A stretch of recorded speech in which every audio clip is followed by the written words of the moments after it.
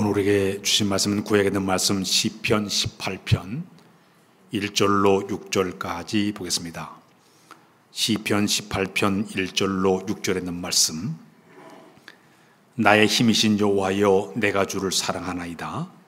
여호와는 나의 반석이시요 나의 요새시요 나를 건지신 이시요 나의 하나님이시요 내가 그 안에 피할 나의 바위시요 나의 방패시요 나의 구원의 뿌리시요 나의 산성이시로다. 내가 찬송받을 여호와께 아뢰리니 내 원수에게서 구원을 얻으리로다. 사망의 줄이 나를 얽고 불의의 창수가 나를 두렵게 하였으며 스올의 줄이 나를 두르고 사망의 올무가 내게 이르렀도다. 내가 환난 중에서 여호와께 아뢰며 나의 하나님께 부르짖었더니 그가 그의 성전에서 내 소리를 들으시며 그의 앞에서 나의 부르짐이 그의 귀에 들렸도다. 아멘. 할렐루야. 할렐루야. 우리가 살고 있는 이 시대는 힘이 지배하는 시대 속에 우리가 살아가고 있습니다. 양육강시라는 말을 여러분들이 자주 들어봤을 것입니다. 양육강시라는 이 말의 의미는 약하면 강한 자에게 잡혀먹는다는 그런 의미를 가지고 있습니다. 동물의 세계도 마찬가지고 우리 사람들이 사는 세계에도 양육강식이 끊임없이 일어나고 있습니다. 힘이 없으면 강한 자에게 먹히는 것이 바로 우리 시대의 하나의 모습이라고 볼 수가 있습니다. 개인도 마찬가지고 가정도 마찬가지고 교회도 마찬가지고 이 민족도 마찬가지예요. 힘을 키우려고 상당히 많이 노력하면서 사람들이 살아가고 있습니다. 며칠 전에 제가 펜실베니아 대학에 리처드 교수라는 분의 그 강의, 대학원 강의를 언뜻 제가 뉴스를 통해서 본 기억이 있습니다. 이번에 특별히 우리나라를 위해서, 우리나라의 한국의 정치와 경제와 사회를 열심히 연구해서 미국에 있는 펜실베니아 대학교 학생들에게 가르치는 그런 유명한 그런 박사님이십니다. 근데 그분의 이야기를 쭉 듣다 보니까 70년 전에 우리나라가 전쟁으로 말미암아서 완전히 잿더미가 됐습니다. 완전히 망한 그런 나라였는데 15년이 지났을 때 1965년도에 우리나라가 그 당시에 우리나라가 그 당시에 경제적으로 보니까 65년대 경제가 31억 달러였다고 합니다. 31억 달러인데 그 당시에 아프리카 가나나 알제리 나이지리아보다도 아주 못 사는 가난한 나라가 우리나라였다고 이야기하고 있습니다. 자, 그런데 세월이 흘러가지고 현재 우리나라가 어떻게 올라가는가 보니까 현재 우리나라의 그 경제력이 1조 8천억, 전 세계 12국가로 우리나라가 뛰어 올라갔습니다. 자, 빈민국가에서 갑자기 우리나라가 이렇게 엄청나게 이 나라가 부자 나라가 됐다고 소개를 하고 있는데, 자, 근데 우리나라를 볼 땐 지정학적으로 볼 때 상당히 어려운 나라였습니다. 북쪽에 올라가면 북한이 있고, 구에 옆으로 가면 중국이 있고, 구에 가면 러시아가 있고, 또 밑으로 내려가면 일본이 있고, 어느 나라라도 믿을 만한 구석이 없는 지정학적으로 굉장히 불리한 나라가 우리나라예요. 거기다가 우리나라는 한반도가 허리가 뚝 잘려서 남과 북으로 대치되어 있는 그런 나라예요. 전 세계적으로 다 나라 종전이 되는데 아직도 나라가 종전되지 않은 이 나라, 휴전 나라가 바로 우리나라의 그런 모습이죠. 더욱이 우리나라는 자원이 없는 나라입니다. 좀 석유라도 펑펑 터지게 되면 얼마나 잘 사는 나라겠습니까? 근데 자원도 별로 없는 그런 나라입니다. 근데 갑자기 이 나라가 이렇게 전 세계 12국가로 올라간 원인이 무엇일까? 그분이 연구한 것을 발표를 쭉 한 것을 보았는데요. 현재 우리나라가 반도체 생산 1위 국가입니다. 전 세계 1위 국가예요. 거기다 우리나라의 인터넷 보급률이 세계 1위입니다. 인터넷 그 속도가 우리나라가 전 세계적 1위 국가가 우리나라입니다. 배를 만드는 기술이 세계에서 1위 국가가 우리나라입니다. 철강의 그 조광 기술이 뛰어난 나라가 1위 국가가 우리나라예요. 더 나아가서 우리나라는 저 사막의 바닷물을 갖다가 이걸 담수화를 풀어가지고 담수화 그 플랜트 계획해가지고 물을 갖다 공급하는데 세계 1위 국가가 우리나라라고 소개하고 있습니다. 거기다 우리나라는 이 핸드폰을 이 보유량이 인구 비례해서 세계 1위 국가가 우리나라라고 그렇게 소개를 하고 있습니다. 여러분들이 그 약을 먹게 되면 그 캡슐이 들어있는데 이 캡슐 약을 집어넣는 그 세계적인 1위 국가가 우리나라예요. 스키 타는 사람들이 그 장갑을 만드는데 세계 1위 나라가 우리나라입니다. 오토바이 타는 사람들이 그 헬멧을 쓰고 있는데 전 세계 헬멧 제일 잘 만든 나라가 우리나라가 1위 국가라고 얘기를 합니다. 텐트를 만드는데 1위 국가가 우리나라, 낚싯대를 만드는데 세계적인 나라가 우리나라라고 얘기합니다. 냉동 컨테이너를 만드는데 우리나라가 세계적인 1위 국가가 우리나라라고 얘기합니다. 모자를 만드는 기술이 세계적인 1위 국가가 우리나라예요. 거기다가 손톱깎이 777이라는 손톱깎이를 제일 잘 만든 나라가 우리나라라고 그렇게 소개를 하고 있습니다. 자, 도대체 이 나라가 자원도 없고 도대체 이 조그만 이 나라가 왜 세계적인 이런 나라로 이렇게 발돋움하게 됐을까? 근본적인 원인을 보게 되니까 우리나라 사람들이 다른 나라 사람들에 비교해서 대단히 성실하다고 얘기합니다. 그리고 부지런한 것이 우리나라의 특징이라고 이야기합니다. 굉장히 부지런하고 그리고 아주 성실한 나라가 우리나라의 모습, 사람들의 국민성이라고 소개하고 있습니다. 또 하나는 우리나라 사람들이 머리가 굉장히 세계적으로 비상한 나라가 우리나라입니다. 스위스 그 취리 대학에서 우리 전 세계 사람들 180개국의 사람들을 모아가지고 IQ, 머리가 얼마나 좋은가 조사를 해봤더니 우리나라가 106이 나와가지고 세계 1위예요. 위가 북한이에요. 105가 나왔습니다. 미국은 98밖에 안 나왔어요. 21위로 내려갔습니다. 옛날엔 저 유대인들, 이스라엘 사람들이 머리가 비상하다는데 이스라엘을 보니까 94밖에 안 돼요. 세계 45위로 내려갔습니다. 참 우리나라 사람들이 머리가 비상한 나라가 우리나라 사람이라고 이야기하고 있습니다. 또 하나가 어떤 우리나라 사람들이 뭐가 좀 있는가 하면은 25세에서 34세까지 대학에 가는 인원, 대학의 그 진학률이 70%를 차지한다. 대단한 경률이 뛰어난 나라가 우리나라라고 얘기합니다. 미국은 40%밖에 되질 않아요. 독일도 28%밖에 되지 않는데 우리나라는 대학에 진학률 70% 사람들이 대학을 공부하는 높은 이런 그런 그 대학에 가는 학생들이 점점 많아졌다고 소개를 그렇게 하고 있습니다. 그러면서 지금 현재 우리나라는 새로운 바람이 일어나는데 한류 바람이 일어나면서 음악의 BTS라든지 또 블랙핑크 그래가지고 뭐 세계적인 가수들이 뛰어나기도 하고 K 음식, 우리나라 음식이 세계적인 음식으로 뻗어가기 시작하고 영화를 만들었는데 세계적인 영화를 만들어내기도 하고 뷰티, 화장품을 얼마나 잘 만들어낸지 뷰티 그거 세계적인 우리나라가 되고 있고요. 게임 이걸 얼마나 잘 만드는지 세계적 1위 나라가 우리나라라고 해요.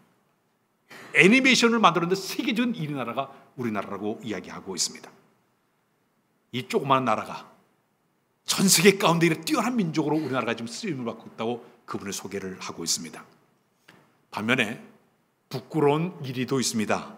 OECD 국가 가운데 교통사고를 제일 많이 해서 죽는 사람이 제일 많은 나라가 우리나라라고 얘기하고 있습니다. 자살률이 우리나라가 1위 국가라고 얘기하고 있습니다. 아기를 낳지 않은 저출산 국가가 우리나라라고 얘기하고 있습니다. 거기다가 이 고령화 속도가 점점 빨라져서 세계 1위 나라가 점점점 노인들이 많아진 나라가 우리나라라고 그렇게 소개를 하고 있습니다. 대장암 발생률 1위 국가 우리나라라고 얘기도 하고 있습니다. 참 이렇게 여러 가지로 이 힘의 원리를 가지고 사람들이 다 측정을 하고 평가를 하고 발표를 하고 여러 가지로 이야기를 하고 있는데 우리가 사람들이 힘을 키워야 되는데 힘의 원천을 쭉 보게 되면 시대마다 힘이 점점 달라지고 있어요. 과거의 원시시대는 사람들이 권력이 힘의 근원이었습니다. 왕이 말 한마디만 하게 되면 사람을 죽일 수 있고 살릴 수 있는 이 권력이 막강한 힘이 원시대의 하나의 힘의 원천이었습니다. 그런 농경시대를 걸치면서 사람들에게 힘이 어디에 근원이 있는가 보니까 체력과 경험이 많아야만이 아주 농경시대는 굉장히 살아남았습니다. 과거의 동양 사람들이 아주 경험이 많고 체력을 바탕으로 해가지고 농사를 잘 지어서 저 서양 사람들 뛰어났던 것이 이 동양 사람들의 모습이었다고 소개하고 있습니다. 그러나 산업화 시대가 되면서 사람들에게는 이 기술력이 힘의 원천, 기술이 뛰어나야만이 세계적으로 뛰어난 사람들이 되고 있다고 소개하고 있습니다. 이 자본주의 시대를 현재 살고 있는 이 자본주의 시대는 이 돈이 바로 금력이 바로 힘의 원천이라고 얘기하고 있습니다. 인터넷 시대를 살아가면서 사람들에게 힘의 원천은 보면 정보력, 얼마나 정보를 많이 입수하냐에 따라 가지고 그 힘이 있다 없다를 사람들이 판단하게 되어 있죠. 그런데 현 시대는 하이테크 시대입니다. 지금은 최첨단 시대이기 때문에 반도체 기술이 뛰어나야만이 세계를 지배하는 이런 것이 바로 현 시대의 하나의 모습이라고 이야기할 수 있습니다. 자, 그런데 우리가 사람들이 이 세상을 살아가면서 기본적으로 5가지의 힘만 있기만 우리가 힘을 쓸 수가 있습니다. 첫 번째는 체력, 건강이 있어야 됩니다. 그럼 우리가 건강하게 우리가 살 수 있어요. 힘 있게 살 수 있어요. 두 번째는 적당한 돈, 물력의 힘이 있어야만이 우리가 이 세상을 편안하게 살 수가 있습니다. 세 번째는 우리 사람들에겐 이 지력, 지식의 힘이 좀 있어야만이 우리가 사람들에게 가서 뛰어나게 살 수 있게 되겠죠. 네 번째는 적당한 지위, 권력이 있어야만이 그 힘을 가지고 힘을 쓰면서 살아갈 수가 있습니다. 마지막에는 정보력이에요. 여러 가지 종합적으로 정보를 수입해가지고 그걸 가지고 쓰는 것이 이제 이 시대를 살아가는 하나의 힘의 모습이라고 볼 수가 있습니다.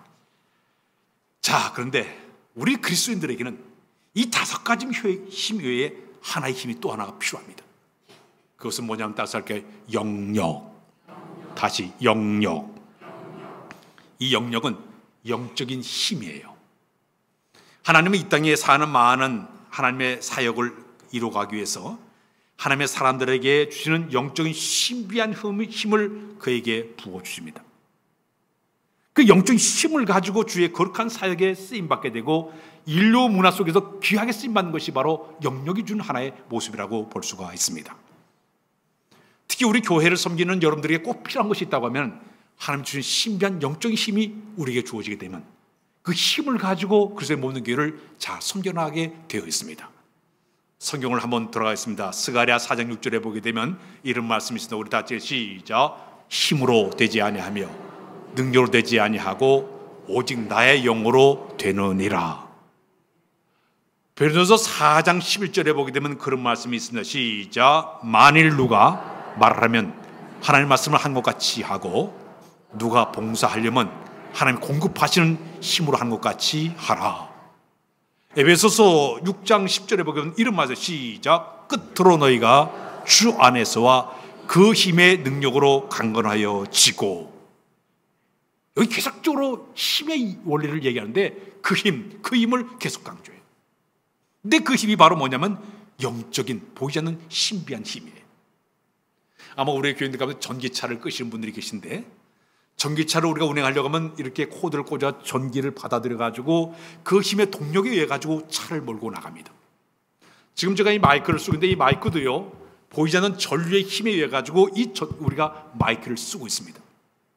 이 전류는 눈에 보이지 않아요. 그런데도 이상하게 힘이 있어가지고 에너지 힘을 가지고 우리가 마이크를 쓰고 전기를 사용하고 다 쓰지 않습니까? 그런데 하나님께서도 우리에게 준 영역은 육안으로 볼 수 없어요. 인간으로 볼 수 없는데 이상하게도 신비한 힘이 주어지게 되는 거예요. 인간들의 생각에 인간 상식을 뛰어넘는 엄청난 힘이 작용되게 되면 우리가 상상하지 못한 엄청난 역사를 만드는 것이 바로 영적인 힘의 원리라고 볼 수가 있습니다. 이스라엘의 두 번째 왕 다윗 왕이 있었습니다. 그는 물매를 잘 던지는 양을 치면서 물매를 잘 던 기술자였습니다. 그런데 블레셋에 거의 있는 걸 골리앗과 싸우러 나갈 때에 물매를 돌려가지고 딱 던져가지고 정확하게 이마에 딱 맞췄습니다. 지난번에 저 기독교 박물관을 우리 당회원들하고 작년도에 간 기억이 있는데 거기 가면 실제 물매를 던지는 이렇게 하는 데가 있습니다. 연습하는 데가 있어요. 물매를 던져가지고. 여러분 이 다윗이 물매를 쫙 던져가지고 골리앗의 이마를 딱 맞춰가지고 넘어뜨렸다. 그것도 중요하지만 물론 그가 정확하게 던졌지만 싹 날아가면서 정확하게 꽂힌 것은 스트라이크를 때린 것은 하나님께서 그 배후에 역사하신 줄로 믿습니다. 온몸에 갑옷을 꽉꽉 타준 여기만 빠꾸만 그 자리를 정확하게 스트라이크를 때린 거예요. 넘어지게 만든 거예요. 영적인 힘이 작용하게 되니까 이 엄청난 힘이 그에게 작동하게 되니까 그 골리앗을 때눕히는 힘이 그에게 주어지게 됐던 것입니다. 모세는 이스라엘 민족적으로 쓰임받았을 때 그가 들고 있는 지팡이였습니다. 그 지팡이는 똥 묻은 지팡이에 양의 궁둥이 두드는 지팡이에 불과했습니다. 마른 막대기에 불과했습니다. 그러나 자본손의 능력을 주게 되니까 모세는 그 지팡이를 가지고 반석을 치니 물이 쏟아져 나왔습니다. 반석을 가지고 홍해바다를 치니 홍해바다가 갈라졌습니다. 마른 막대기 똥 묻은 지팡이에 불과했는데도 하나님의 능력이 주어지게 되니까 그 힘의 권세를 가지고 홍해바다를 가르고 반석을 쳐서 물이 쏟아나는 능력, 영적인 힘이 좋을 때 이런 역사가 있게 되는 줄로 믿습니다. 삼손에게 하나님께서 영적인 힘을 그에게 부어줬습니다. 이 삼손은 그의 힘을 가지고요, 맨손을 가지고 사자의 입을 확 찔 정도로 괴력에 사나했습니다. 블레셋 나라에 가서 성문짝을 맨손을 띄어가지고 어깨에 메고 올 정도로 대단한 괴력의 사나이였습니다. 나귀 턱뼈 하나를 가지고 블레셋 군대 1,000명을 때려부수는 엄청난 괴력의 사나이였습니다. 그 힘이 어디로 왔느냐? 하나님의 성령께서 그에게 그 엄청난 괴력을 주게 되니까 그 힘의 능력 가지고 그가 괴력의 사나이로 그가 쓰임받게 되지 않습니까? 솔로몬에게는 하나님께 특별한 하나님께 영적인 힘을 줬는데 하늘의 엄청난 지혜와 총명을 그에게 영적인 힘을 줬습니다. 이 지혜와 총명 가지고요, 그 주변의 모든 나라 사람들이 그의 지혜를 논할 정도로 대단히 위대하게 쓰임받은 것은 하나님의 성령을 통해서 그에게 지혜와 총명 가지고 나라를 다스리게끔 영적인 힘을 그에게 주었다는 이야기입니다. 기드온에게 성령의 능력이 임하게 되니까 기드온은요, 조그만 항아리 속에다가 횃불을 감추고 나팔만 가지고 미디안군과 싸우러 나갔는데 고작 300명의 사람만 거느리고 나가 싸우는데 300명의 사람들을 다 때려피고 승리하게 된 이 모든 것, 하나님이 임하게 되니까 불가능을 가능하게 만든 역사를 만들어낸 줄로 믿습니다. 우리 예수님이 이 땅에 활동하실 때 우리 예수님은 특별한 영적인 권세가 그에게 있었습니다. 우리 예수님 말씀 한마디만 해도 환자들이 벌떡벌떡 일어났습니다. 일어나 걸어가라! 명령만 내려도 중병자가 벌떡 일어나 걸어가기도 했습니다. 안질병이가 벌떡 일어났습니다. 문두병자 고침을 받았습니다. 소경들이 눈을 다 뜨게 됐습니다. 심지어는 예수님의 뒤에 와가지고 옷자락만 슬그머니 잡아도 혈중 여인의 병이 덜컥 낫는 역사가 일어나기도 했습니다. 죽은 나사로를 향해서 나사로 나오너라! 명령만 내려도 나사로가 뚜벅뚜벅 걸어서 나오지 않았습니까? 예수님에게는 남들이 갖지 않은 영적인 힘이 그에게 있었기 때문에 이런 역사가 나타나게 된 줄로 믿습니다. 이게 바로 영역이에요. 이게 영권이에요. 예수님에게 그것이 있는 줄 알았더니 베드로 사도에게도 그런 능력이 주어지게 됩니다. 베드로가 성전 비문에 앉은 안질병에 은과 금은 내게 없지만 내게 있는 것을 내게 주노니 곧 나사렛에 예수 일어나 걸어가라! 명령만 내려내도 안질병이가 벌떡 일어난 줄로 믿습니다. 루타성에 살고 있는 애냐에게 애냐 일어나라! 명령 내리니까 다비다가 살아나가지고 뚜벅뚜벅 걸어 나오지 않았습니까? 명령만 했는데도 죽은 자가 살아나는 역사가 일어나게 됐던 것입니다. 사도 바울도 하나님의 거룩한 선교사로 부름받아 주의 사역을 감당할 때마다 많은 환자들을 많이 고쳐냈습니다. 심지어는 그의 앞치마나 손수건을 갖다 남에가 덮어주면서도 턱턱 나는 역사가 일어나게 되었습니다. 영역은 여러 가지 방법으로 우리에게 다가오게 되죠. 어떨 때는 우리의 입술을 통해서 선포만 해도 능력이 나타나게 되고, 심지어 물건을 통해서도 하나님의 영적인 능력이 나타나기도 하고, 찬양만 해도, 오늘 찬양만 해도 영적인 능력이 나타나길 시작하게 됩니다. 다윗이 사울왕이 악신이 그 속에 작용하게 되니까 다윗이 가서 수금을 타면 찬양할 때 사울왕 속에는 더러운 악신이 물러갔다고 얘기하고 있습니다. 우리의 입술의 찬양, 우리의 한마디의 기도, 여기 있는 말씀의 선포, 이 모든 것이 영적인 권세가 주을 때 놀라운 역사가 일어나게 될 줄로 믿습니다. 근데 성경에만 나오는 사람들만 그런 것이 아니라 우리 예수 믿는 모든 자들에게도 지금도 이 순간에도 이 영역이 주어지게 되면 우리가 능력의 사람 쓰임받게 될 줄로 믿습니다.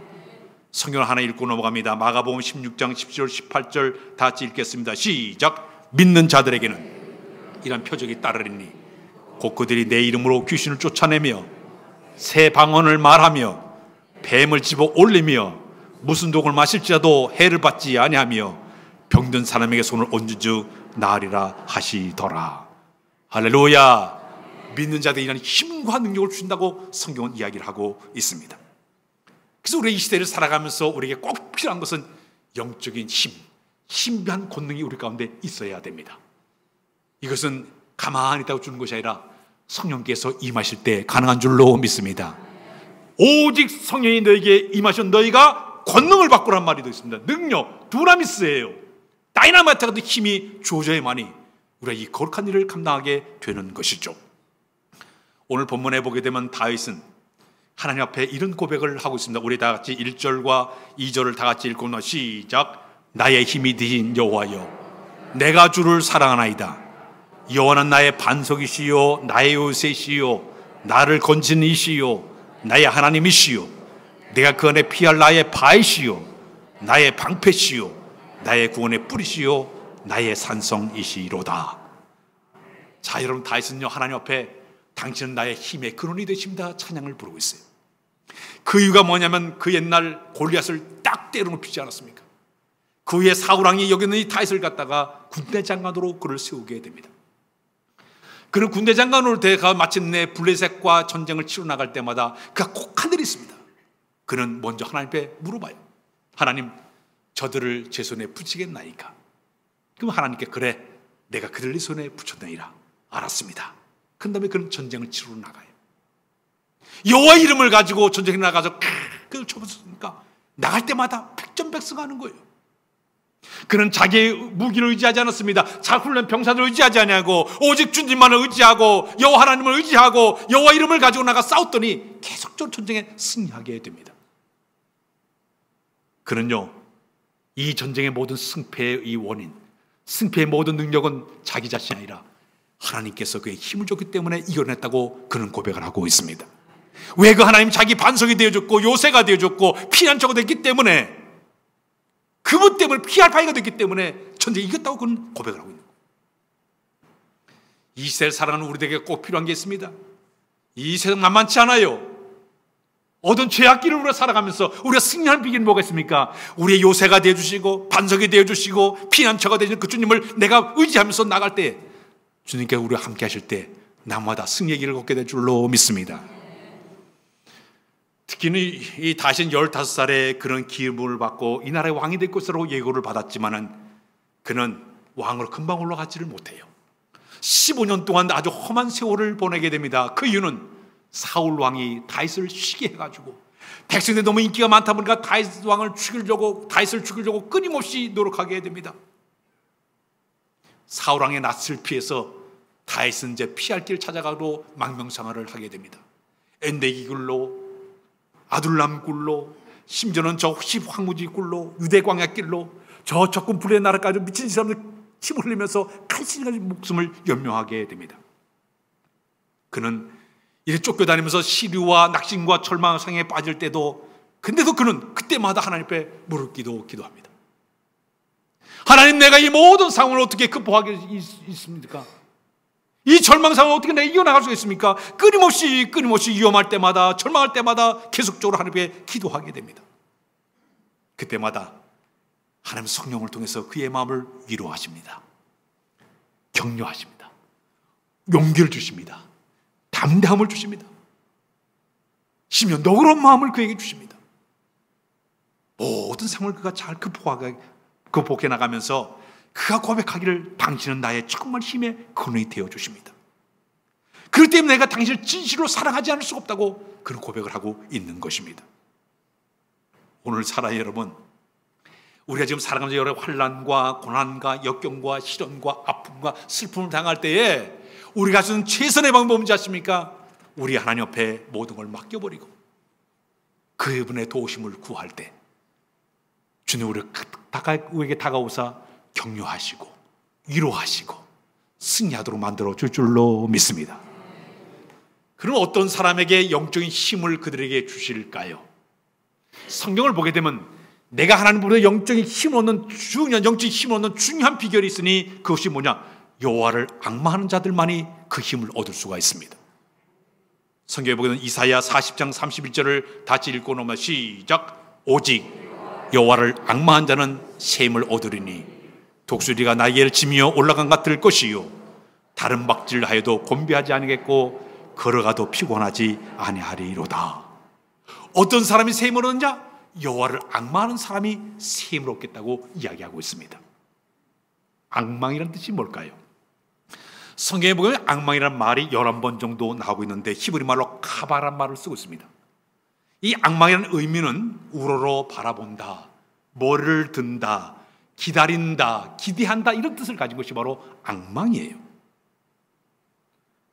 그래서 우리가 이 세상을 살아가면서 여러 가지 힘든 상황이 될 때마다, 어려움을 당할 때마다 내가 여호와를 악망하고 기다리는 마음을 가지고 바라보는 자들에게 그 힘이, 능력이 우리에게 주어지게 되는데, 첫 번째 여호와를 악망한 자는 어떤 사람이 여호와를 악망한 사람이냐? 여호와 하나님을 믿고 신뢰하는 사람이에요. 따라서 그 하나님을 신뢰하는 사람, 믿음의 시작은 하나님을 신뢰하고 믿으면서 맡기면서 모든 것이 시작이 되고 있습니다. 비록 내가 사는 삶이 힘들고 고달프고 저면상일지라도 능력의 하나님을, 권능의 하나님을 내가 신뢰하고 하나님께 전폭적으로 다 맡긴 순간, 그때 하나님의 역사가 시작이 되는 줄로 믿습니다. 내 힘을 가지고 하려는 게 안 되는 거예요. 내가 운전대를 잡고 막 휘어져 보니까 안 되는 거예요. 나는 조수석에 앉고 주님의 운전대를 잡으시고 운행해 가기만, 평탄하게 길을 인도해 줄 줄로 믿습니다. 이스라엘 백성들이 애굽을 탈출했습니다. 그들의 목적지는 저 가나안 땅이에요. 근데 그들이 가나안 땅에 쫙 가고 있는데 문제가 생겼습니다. 갑자기 홍해바다가 앞에 딱 가로막히고 있는 거예요.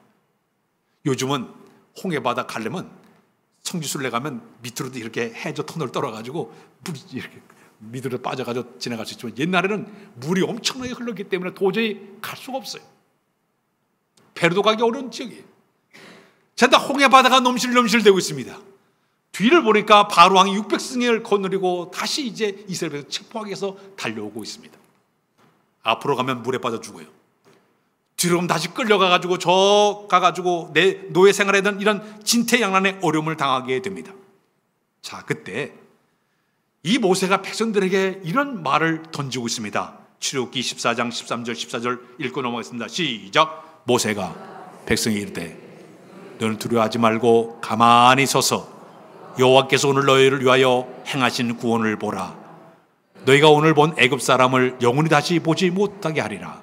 여호와께서 너를 위하여 싸우시리니 너희는 가만히 있을지니라. 여기 보니까 가만히라는 말이 들었는데요, 쓸데없는 말하지 말라는 얘기입니다. 은혜 까먹는 얘기 하지 말라는 얘기입니다. 믿음 없는 말 하지 말라는 얘기입니다. 가만히 서서 여호와께서 행하신 구원을 바라보아라. 묵묵히 바라보아라. 믿음을 가지고 바라보라는 얘기입니다. 결과적으로 어떻게 됐습니까? 우리 하나님의 능력을 통해서 홍해바다가 갈라지게 되고 백성들은 60초럼 그 강을 건너게 된 줄로 믿습니다. 뒤따르던 모든 애굽의 군사들은요, 뒤따라 들어왔다가 다시 그 홍해바다 다치면서 그런 다 몰살당하고 말았습니다. 다윗은요, 수많은 전쟁을 치러 나갈 때마다 여러 가지 어려움을 많이 당하기도 했고 위험과 환난을 많이 당하기도 했고, 심지어 억울한 누명을 휩쓰고 망명생활을 할 때마다, 그때마다 그는 하나님만을 바라봤어요. 절망 가운데 하나님을 바라봤습니다. 억울한 누명을 집어쓴 상태도 여호와 하나님만을 바라보면서 의지하면서 바라봤어요. 시편 62편 1절에 보게 되면 그는 이런 고백을 하고 있어요. 시작. 나의 영혼이 잠잠히 하나님만 바라며 나의 구원이 그에게서도 나오는도다. 오직 그만이 나의 반석이시요 나의 구원이시요 나의 요새시니 내가 크게 흔들리지 아니하리로다. 이 힘들 때마다 그냥 주를 바라보는 거예요. 사울왕이 계속적으로 그를 쫓아다니면서 추격할 때마다 그는 자기 병사를 끌고 사울왕을 죽일 수 있는 기회가 두 번씩 있었어요.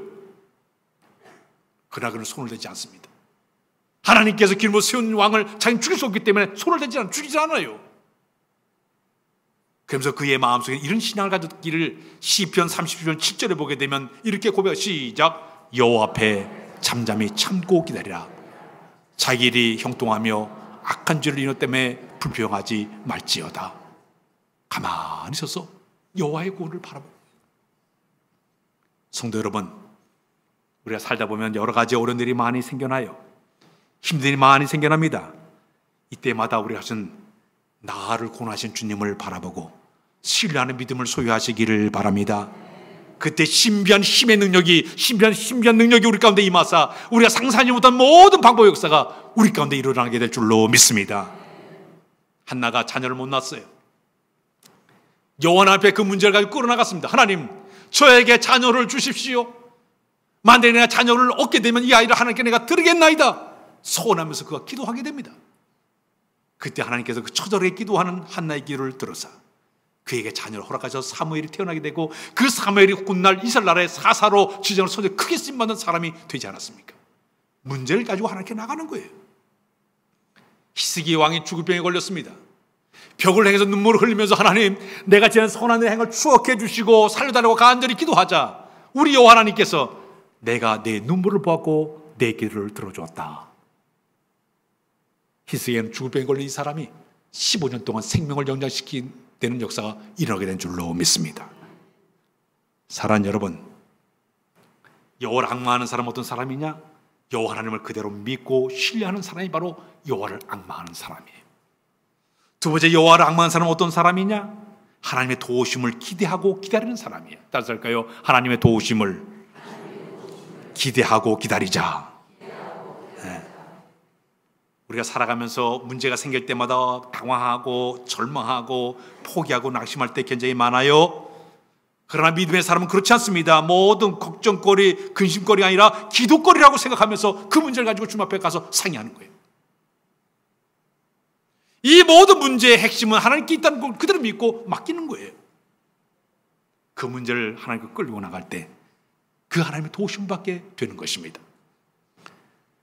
유명한 노만 핀세트 목사님이 계신데, 그는 어떤 문제가 생길 때 우리 그리스도인들은 8가지 그 태도를 가지고 문제를 맞이해야 된다 그랬습니다.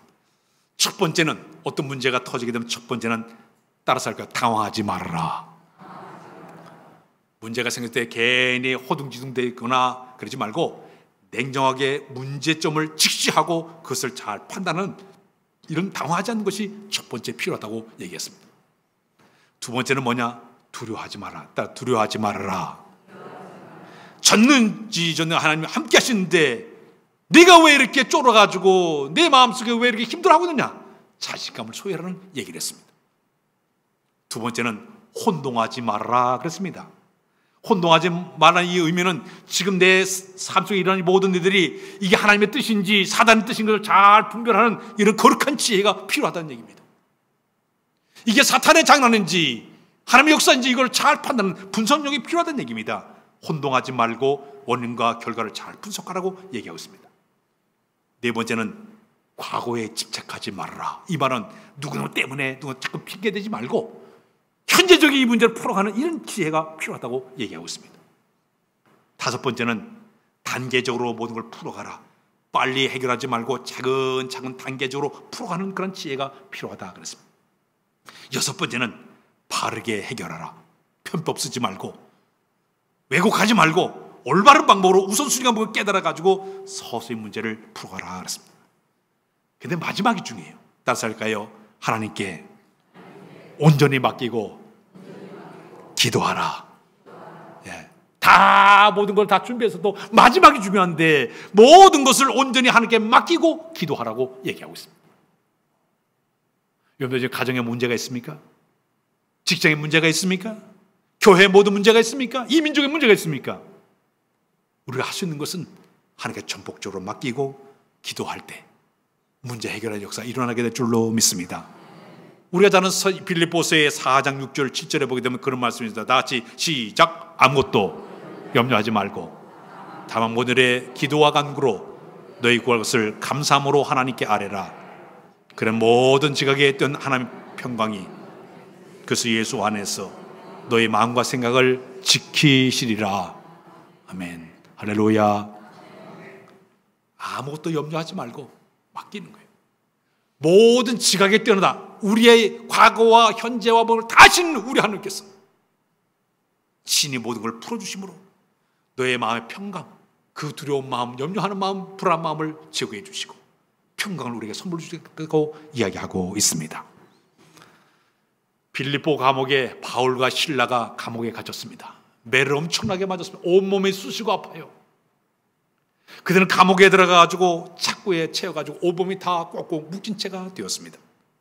캄캄한 밤에 캄캄한 감옥에 착구에 꽉 이 묶인 채로 온몸이 꽉 닫혀있는 그 캄캄함에서 그들이 할 게 뭐가 있겠습니까? 그러나 바울과 실은 그 깜깜한 감옥 안에서 우리 하나님을 향해서 찬양하기를 시작을 했습니다. 열심히 찬양하기를 시작을 했어요. 그 다음에 그들이 바울과 실라가 기도하기를 시작했습니다. 근데 그들이 찬양하고 기도하는데 갑자기 옥토가 우르르 흔들리기 시작했습니다. 그들을 묶었던 이 착고가 툭 다 풀어졌습니다. 마지막에 옥문이 스르륵 열리게 됐습니다. 찬양과 기도만 했는데도 기적이 일어난 줄로 믿습니다.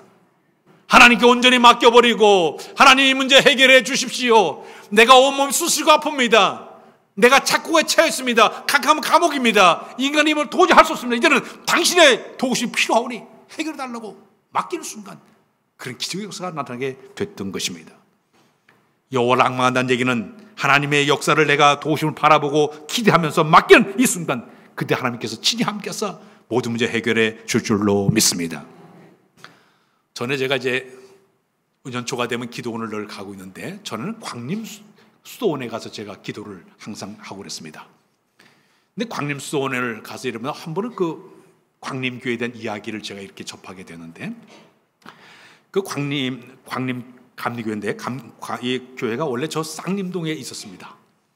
그 쌍림동에 있는데 그 당시에 이 강남 지역이 확 재개발된다는 그 소식을 듣고 우리 교회가 부흥계에서는 저 재개발적인 강남 지역으로 가자. 교인들과 협의를 해가지고 마침내 강남 지역으로 오게 되었습니다. 강남 지역에 땅을 사가지고 허허벌판에 공사로 해서 550평의 땅을 기초공사를 다 파놨습니다. 우리가 이 교회를 세우기 위해서는 우리가 필요한 기도를 해야 된다. 교회 앞에 큰 천막을 쳐놓고 새벽 예배를 거기서 드리기를 시작을 했습니다. 교인들이 새벽마다 그곳에 와가지고 그 천막 안에서 허허벌판에서 그들이 기도하기를 시작했습니다. 얼마 지나지 않아서 청천벽력 같은 소식이 들려오게 됩니다. 신문에 나오기를 강남 지역에서는 1000편 이상의 건물을 세울 수 없다는 결과가 나왔습니다. 자기들은 세계 최고의 감리교회를 세우겠다고 작정을 했는데 갑자기 1000편 이상의 교회를 세울 수 없다는 것이 소식이 들려왔어요. 건축 허가를 내줄 수 없다. 특히 종탑을 세울 수 없다는 얘기입니다. 전쟁 시에 적의 적기를 향해서 대공포를 쓰는데 방해되기 때문에 종탑을 세울 수 없다는 결과가 또 나오게 되었습니다. 거기다가 재정이 턱없이 부족한 그런 상태였습니다. 그 다음에 또 오일 쇼크 때문에 건축자들을 구하려고 해도 철근을 구하기 힘든 그런 상황이 되었습니다. 이 어려운 상황을 어떻게 극복해 나갈 것인가 교회가 큰 고민에 빠지기를 시작을 했습니다. 그때 목사님과 모든 교회들이 우리가 할 것은 오직 기도밖에 없다. 그래서 그 천막 안에다 교회의 설계도면을 갖다 걸어놨습니다. 여러분 우리 교회도 지을 때 저 계단에다 큰 설계도면을 일부러 걸어놓지 않았습니까? 설계도면을 걸어놓고 새벽마다 그들이 모여서 울부짖어 기도하기 하나님 사방으로 지금 우겨싸임을 당했습니다. 건축허가 나오질 않습니다. 재정도 없습니다. 오일쇼크리겠지 모든 건축자들 구할 길이 어렵습니다. 어떻게 할까요? 뜨겁게 기도했어요. 새벽기도 끝나게 되면 모든 교인들이 그 기초공사를 해서 파놓은 그 웅덩이 주변을 빙빙 돌면서 예루살렘 7번 돌았을 때 성님을 우리도 돌자. 그래가지고 아침에 새벽기도 끝나면 조깅하면서 막 뛰기 시작했어요. 기도하면서 하나님 이 문제 해결해달라고 기도했어요. 하루 이틀 사흘 나흘 그들이 끊임없이 기도하면서 아침에 조깅하면서 기도했는데 기적이 일어났습니다. 얼마 지나 안에서 건축허가 나오게 되었고 마침내 거기다 교회를 세우겠다고 얘기하고 있습니다. 하나님은 못하시 없는 분이 우리 하나님인 줄로 믿습니다. 오늘 본문의 6절에 보게 되면 18장 6절 우리 다 같이 한번 읽고 넘어갑니다. 시작. 내가 환난 중에서 여호와께 아뢰며 나의 하나님께 부르짖었더니 그가 그의 성전에서 내 소를 들으심이요 그의 앞에서 나의 부르짖음이 그의 귀에 들렸도다. 할렐루야. 오늘 여러분들이 이 교회에 와서 하나님께 내가 부르짖을 때마다 여호와 하나님의 귀에 그 소리가 들릴 정도로 내가 주 앞에 간구하고 기도하고 맡기고 여호와를 앙망하는 모든 자들에게 영적인 힘과 능력 허락하여 주옵소서. 문제 해결 역사를 허락해 줄 줄로 믿습니다. 이 여름철에 다 힘들어하고 있고 피곤하고 있지만 영적인 힘을 얻어서 다시 힘있게 출발하는 여러분들 다 되시길 주의 이름으로 부탁드립니다. 기도합니다. 하나님 영적인 권세를 얻기를 원합니다. 영적 능력 받기를 원합니다. 성령을 통해 우리 각자에게 신령한 은혜와 힘을 더하여 주어서 맡긴 바 하나님 귀한 사역을 잘 감당하도록 인도하여 주시며 우리 앞에 수많은 태산 같은 문제를 풀어가도록 나마다 은혜를 도하여 주옵소서. 이 무더위 가운데 우리 신앙이 시들지 않도록 도와주시고 더 싱싱하도록 도와주시고 활력 있도록 인도하여 주옵소서. 뜨겁게 줄 성령한 나마다 은혜를 도하여 주옵소서. 믿사오며 예수 그리스도의 이름으로 기도하옵나이다. 아멘.